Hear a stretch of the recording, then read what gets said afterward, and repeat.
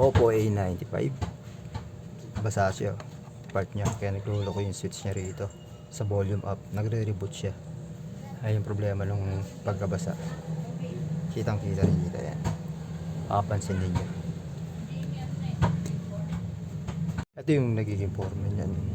Nag-automatic reboot dahil sa pagkakabasa rito.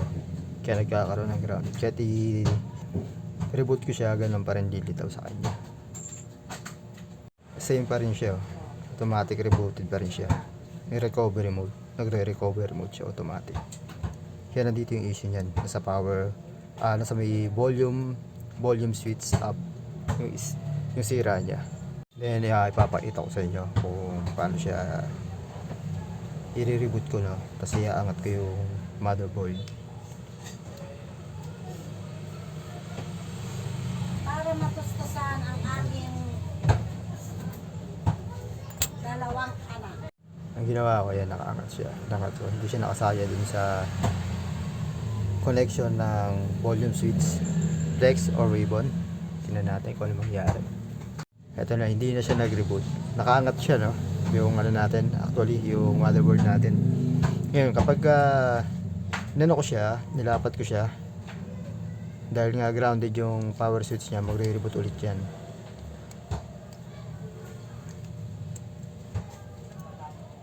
Pakita ko sa inyo. Babalik ko lang siya. Lapat ko lang ulit. Nag-reboot na ulit siya. Sa nanay. Kusa siya nag-aapo.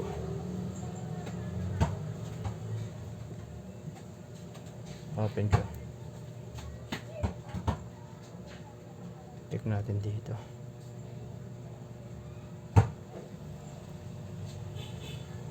Yan, nagkakaroon siya ng problema rito.